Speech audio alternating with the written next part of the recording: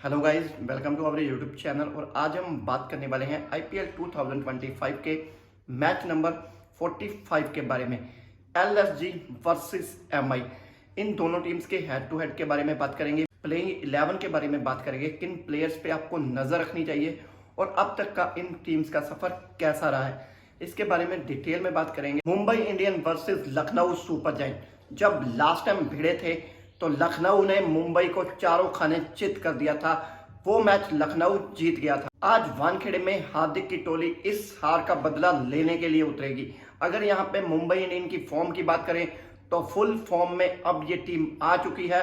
Last back to back 4 जीत के साथ point table में अपना दबदबा बना दिया है। और अगर बात करें लखनऊ के, पिछले 3 मैचेस में से 2 मैचेस गंवा लिए और प्ले ऑफ में बनने के लिए अभी इस मैच को जीतना बहुत जरूरी है। और आज इस मुकाबले में आपको बहुत रोमांच देखने को मिलेगा, बिकॉज दोनों तरफ से लगने वाला है ऐसा जोर, किसी को भी जीत से कम कुछ भी मंजूर नहीं है। अगर लखनऊ की बात करूं तो लखनऊ के ओपनर बल्लेबाज मिशेल मार्श, एंड्रे मार्करम, दोनों ने धुआंधार बैटिंग की है। लास्ट जितने भी मैचेस हुए हैं, सिर्फ एक आधा मैच अगर मैं छोड़ भी दूं, दोनों इस सीजन में 4-4 अर्धशतक जड़ चुके हैं। और अगर मैं यहाँ पे बात करूं, यहाँ पे भी सलामी बल्लेबाज को रोकने के लिए मुंबई फुल कोशिश करेगा और वहां पे निकोलस पूरन और मिशेल मार्श के सामने होंगे जसप्रीत बुमराह। और अगर मैं यहाँ पे निकोलस पूरन की बात करूं तो लखनऊ के लिए सबसे ज्यादा रन इन्होंने बनाए हैं,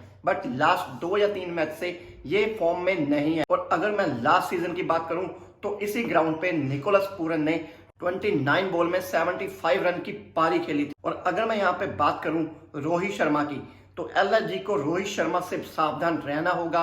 रोहित शर्मा लास्ट 2 मैचेस में बैक टू बैक 70 स्कोर कर चुके हैं और अगर हिटमैन टिक गया तो एलएसजी आसपास भी दिखाई नहीं देने वाली। अगर सूर्य कुमार यादव की बात करूं तो फॉर्म में है, स्पिन्स के खिलाफ 108 के स्ट्राइक रेट से स्कोर कर रहे हैं। दिग्वेश राठी और रवि बिश्नोई ने सुपर जायंट को बहुत सारे मैच निकाल के दिए हैं। और आज देखना होगा मुंबई इंडियन वर्सेस एलएसजी में इनका जादू चलेगा या नहीं चलेगा। अगर मैं यहाँ पे इन दोनों टीम्स के हेड टू हेड की बात करूं ना, 7 मैच दोनों टीमों ने खेले हैं, जिसमें 6 मैच जीता है एलएसजी और 1 मैच सिर्फ जीता है मुंबई। और अगर मैं इन मैचेस में हाईएस्ट स्कोर्स की बात करूं, 214 रन से लेके 196 रन का हाईएस्ट स्कोर यहाँ पे बना है।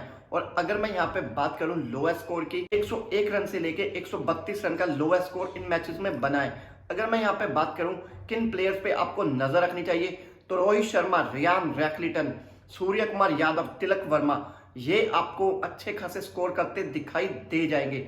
और अगर मैं यहाँ पे मिडिल ऑर्डर की बात करूं, हार्दिक पांड्या, नमन धीर, ये भी आपको अच्छी पारी खेलते दिखाई देंगे। अगर मैं यहाँ पे बॉलर्स की बात करूं, जसप्रीत बुमराह, दीपक चाहर, ट्रेंट बोल्ट, ये आपको अच्छे खासे स्टार्टिंग में झटके देते लखनऊ को दिखाई दे सकते हैं। अगर मैं मुंबई के प्लेइंग 11 की बात करूं, Ryan Rickelton, Will Jacks, Surya Kumar Yadav, Tilak Varma, Naman Dhir, Hardik Pandya, Mitchell Santner, Deepak Chahar, Trent Boult, Jasprit Bumrah, Vignesh Puthur और as a impact Rohit Sharma.